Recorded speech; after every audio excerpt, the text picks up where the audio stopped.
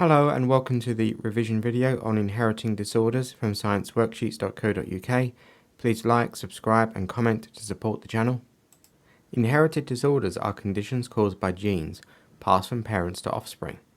They are caused by different versions of genes called alleles, and some alleles can cause disease. An inherited disorder is caused by the inheritance of a faulty allele. Dominant versus recessive alleles.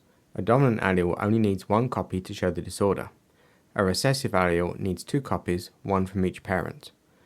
Dominant alleles are always expressed if present, whereas recessive alleles are only expressed if two copies are inherited. Example, polydactyly. Polydactyly is a condition where a person is born with extra fingers or toes. It is caused by a dominant allele. This means only one copy of the allele is needed to have the condition. So for a person to have polydactyly, they would typically have a genotype of big D or big D little d. If a person does not have polydactyly, their genotype will be little d. So we'll look at two examples. If parent 1 is big D, and the second parent is little d, all of the offspring will have polydactyly because they will all have the genotype big D. However, if parent 1 is heterozygous, so they are big D, and the second parent is homozygous recessive, little d, then 50% of the offspring will have polydactyly, and 50% will be normal, little d. Example, cystic fibrosis. Cystic fibrosis is a disorder affecting cell membranes. It causes a thick, sticky mucus in the lungs and the digestive system. It is caused by a recessive allele. A person must inherit two copies of the recessive allele to have the disease. So, if both parents are heterozygous, big F, little f, their offspring will be a mixture. 25% will be normal, big F, 50% will be a carrier, big F, little f. That means they won't suffer from the disease, but they will be able to pass on the harmful recessive allele. And 25% will be little f, so these will have cystic fibrosis. Embryo screening is used to check embryos for genetic disorders before birth. It helps prevent inherited diseases. There are two main methods that are used for sampling.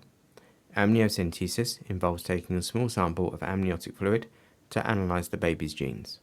Chorionic villus sampling, CVS, involves taking a small sample of cells from the placenta to test for genetic disorders.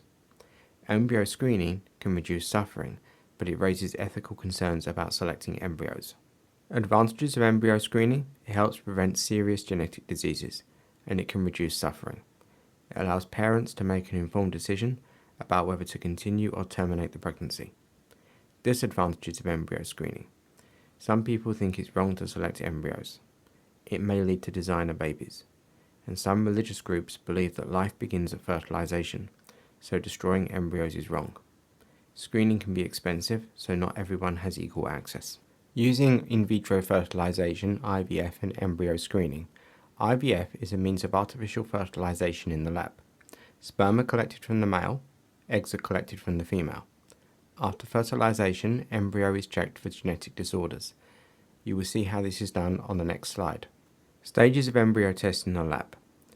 We can also test embryos in the lab.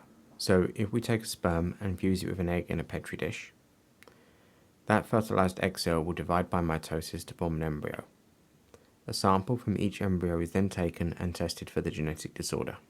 If the embryo tests positive for the disorder, it can be discarded. However, if the embryo tests negative for the disorder, it can be implanted into the female uterus and allowed to develop into a baby. Gene therapy involves inserting healthy genes to replace faulty ones. It can be used to treat inherited disorders in the future. The gene can be inserted using a virus. After the gene has been inserted, the correct protein will be produced. Gene therapy may treat genetic disorders but raises ethical and safety concerns. Advantages of gene therapy: it can treat or potentially cure genetic disorders such as cystic fibrosis. It targets the cause of the disease, the faulty gene, rather than just the symptoms. It may provide long-term or permanent effects, and it can improve the quality of life. Disadvantages of gene therapy: it's very expensive, so it's not widely available. Long-term effects are unknown. It may cause unexpected problems. And the genes may be inserted into the wrong place in the DNA, causing issues. And it may not work in all cells, so treatment might be incomplete. Thank you for watching. See our revision notes, the link is in the description.